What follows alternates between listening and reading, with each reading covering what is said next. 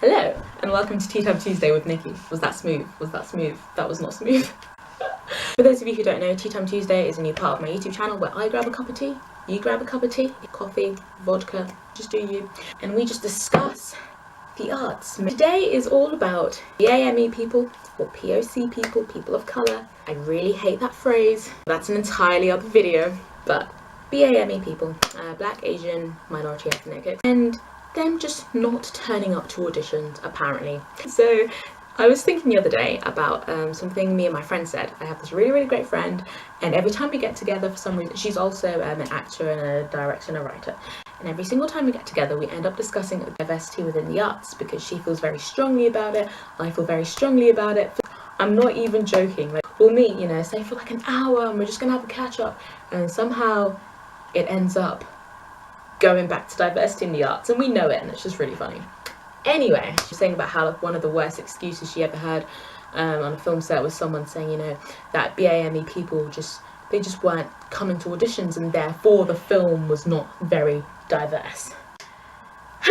This is the thing. People sort of seem to use an excuse, and I think even when I was younger, I generally thought this when I was watching shows.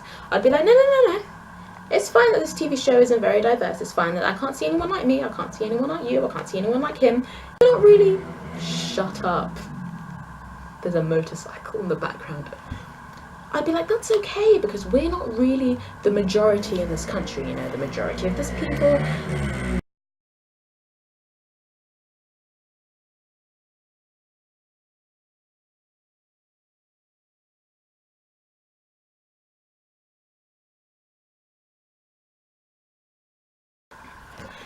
As a white, middle-aged man, I have always regarded drama as an invaluable means of increasing my appreciation for our diverse society. But if ethnic minority communities do not relate strongly to theatre as an art form, let's just admit it and get over it. There are many other ways in which people can express themselves and try to understand each other better. And what is the point of the Arts Council threatening sanctions against theatre groups who don't do sufficiently diverse work, as it's not very likely to put bums on seats? Running a theatre is tough enough already.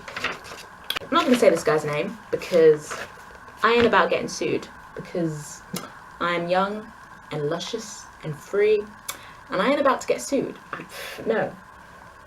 And this kind of reminded me a little bit of what we were talking about with the casting directors. They're saying, what if BAME people just aren't really interested in the arts or being involved in the arts?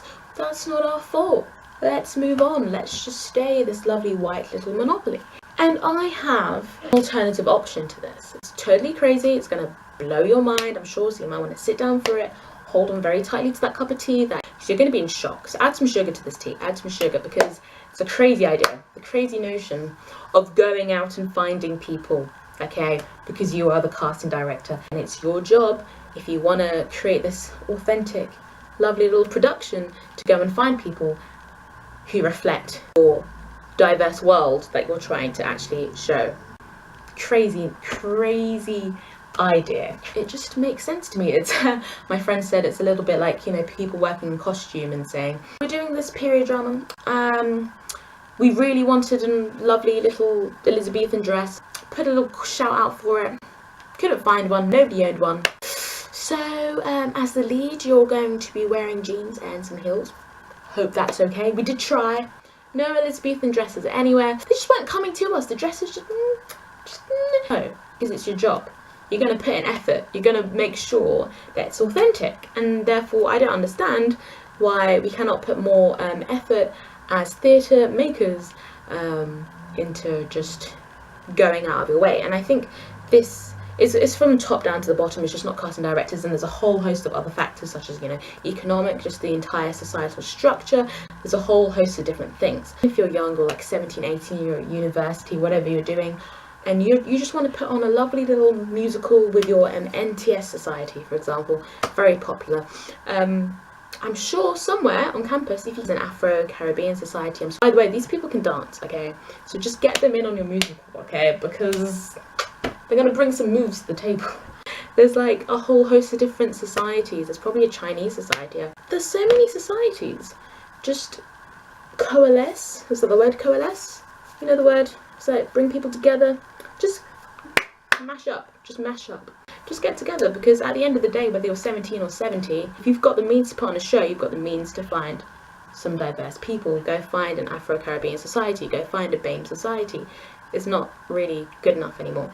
As I said, there's a whole host of other factors, and that came into our research within our research project. But I feel like for the time that we put into this and the amount of hours that we went into it, we actually came up with a process of actually going into the communities and finding these people, and we realized that it's not impossible. It requires some hard work, and maybe that's why we don't want to do it, and it requires a lot of letting go of prejudice, and it requires a lot of change, which I think is probably the main reason, because we found out that some people have done it in the past and they've brought in all these diverse people, but the regular theatre goers, who are the white middle class people, didn't actually want diverse people sitting next to them in the seats, and that was one of the reasons why they started putting on completely different shows, or well, actually rather, they stayed putting on the kind of shows that they were putting on. So there are so many other factors, and it's huge. And one really interesting factor I would say is, my friend brought this up as me and my other friend were having a rant. She said, but do you not feel, and she was like really trying hard not to be offensive,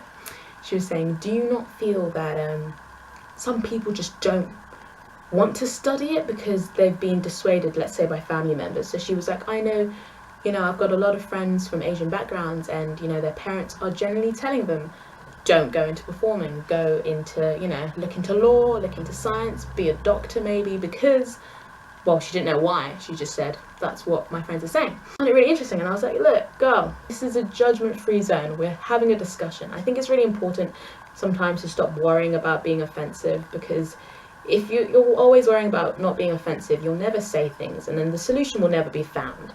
And I think silence is just creating a whole load of issues. So we need to talk about these things. So this is a premise. This is our premise of parents, let's say from different backgrounds, not wanting their children to go into the arts. And I understand this, and I'm not even going to say it's offensive, because I come from a West African background, and I know for a fact, that lots of parents or just older people within the society aren't very going for the arts. They're not like, yeah, go for the arts. I think even over here, I mean, you're like, oh hey, I want to be an actor. People are like, sorry, what was that? Actor?